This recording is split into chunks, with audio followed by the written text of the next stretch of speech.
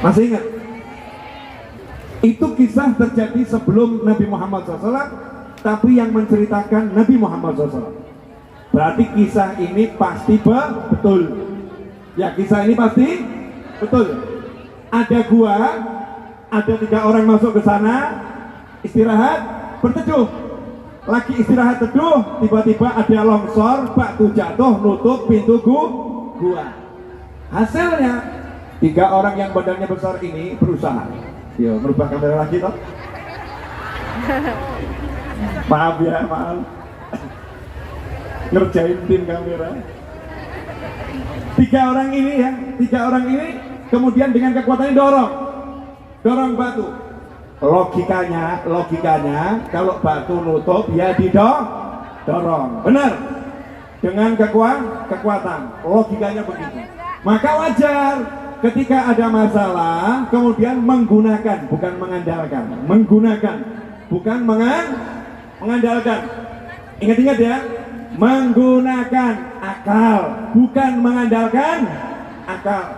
Menggunakan ilmu, bukan mengandalkan ilmu. Menggunakan cara, bukan mengandalkan cara.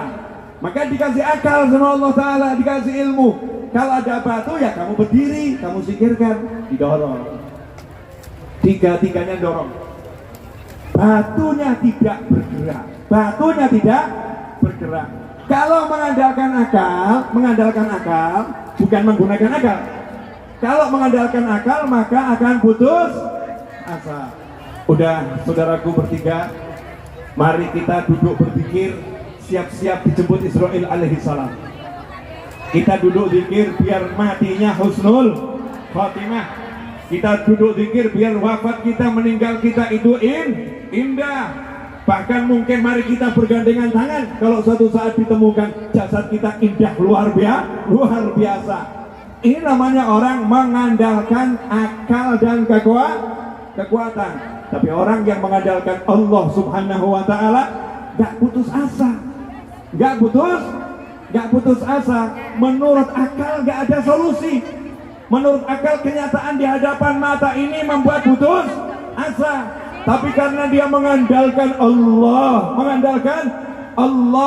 bukan mengandalkan akal dan usaha yang dibimbing oleh akal normal, maka ia pun berkata, ya Allah, hamba pernah suatu hari punya nafsu yang sangat tinggi kepada seorang wanita yang cantik jelita dan dia masih saudara hamba. Dia saya rayu gak pernah mau, sampai akhirnya dia punya hutang dan dia butuh uang. Ia pun karena terpaksa akhirnya minta dibayar dan dia mau melakukan yang engkau haramkan. Saat dia sudah saya bayar, saya kumpulkan uang, dan uang itu uang saya yang terakhir yang saya miliki. Setelah saya kumpulkan dan akhirnya dia saya majak berdua, dan dia ingat sama Allah dan mengatakan, takutlah kamu kepada Allah, jangan buka ini kecuali dengan yang halal. Maka saya ingat sama engkau ya Allah, saya tinggalkan perempuan itu dan uangnya saya serahkan sama dia. Saya pergi dan saya takut sama kamu ya Allah, kalau itu karena kamu ya Allah, tolong hamba ya Allah. Kalimat tolong hamba bisa menggeser batu beberapa sentimeter. Saya mau nanya, pakai traktor, pakai tali, didorong sama semua jamaah, siapa yang dorong? Allah yang dorong. Caranya ya Allah yang tahu. Jangan banyak nanya sama Allah, ya Allah nanti yang dorong siapa? Caranya bagaimana? Kok geser? Malaikat atau jin atau gimana? Atau batunya jalan sendiri? Gak usah dipikir, gak usah diurus. Itu ranah Tuhan, bukan ranah manusia. Itu wilayahnya Allah, bukan wilayah kita. Wilayah kita ad-du'a silahul mu'min. Doa adalah senjatanya mu'min. Doa minta sama Allah.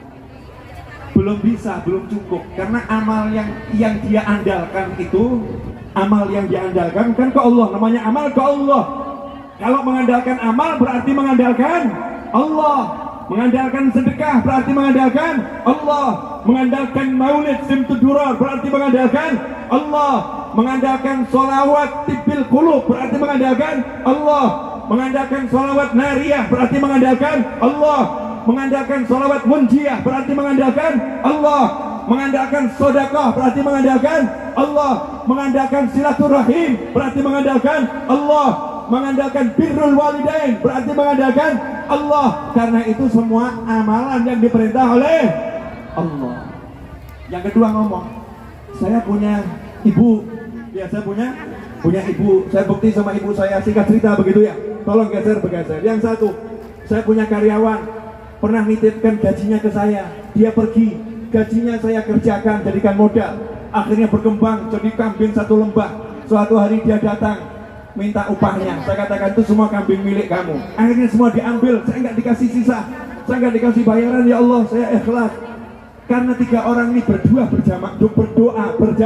berjamaah, hasilnya batu bergeser.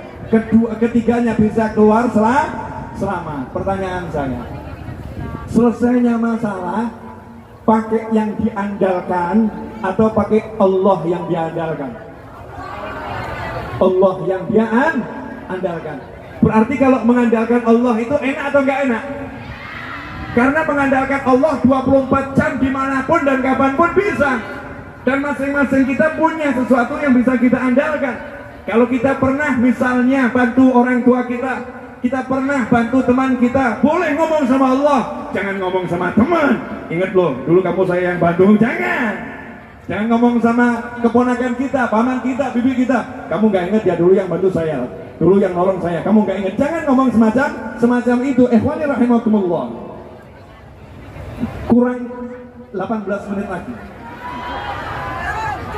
Ya, 18 menit lagi. Nah, perlu saya jelaskan bahwasanya waktu bukan milik saya, waktu bukan milikmu, waktu diatur panitia. Panitia mengatur waktu itu nggak mudah karena harus membagi dengan banyak hal, semuanya untuk manfaat kita bersama. Paham? Ya, biar nanti semuanya barokah, dapat manfaat yang besar. 18 menit insya Allah saya maksimalkan. Itu kisah pertama udah jelas? Udah jelas? Pertanyaan saya, selama ini kamu kalau kena masalah mikirnya model begitu atau model yang begitu? Kalau kena masalah mikirnya model 3 orang tadi atau model yang begitu-begitu?